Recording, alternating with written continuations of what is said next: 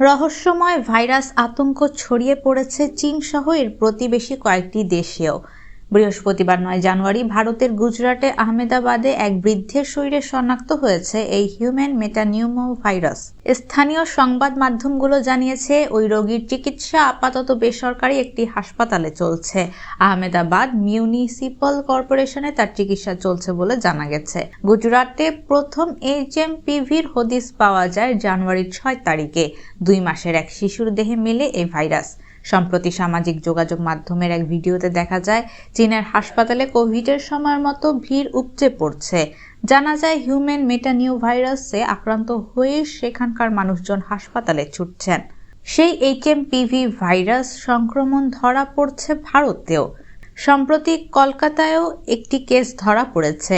ইতোমধ্যেই রাজ্যের মুখ্য সচিবকে প্রয়োজনীয় পদক্ষেপ নেওয়ার নির্দেশ দিয়েছেন মুখ্যমন্ত্রী মমতা বন্দ্যোপাধ্যায়।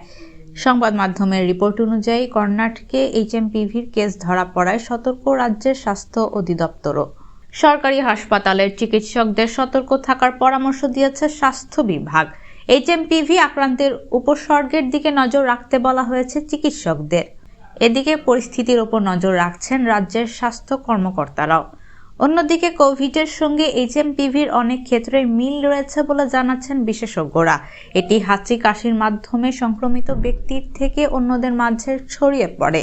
রোগীর ব্যবহৃত জিনিসের সংস্পর্শে এলেও এই রোগের সংক্রমণ ঘটতে পারে বলে দাবি করা হয়। অন্যদিকে এই সংক্রমণে মূলত শিশু এবং বৃদ্ধরা বেশি অসুস্থ হচ্ছেন বলে জানা যায়।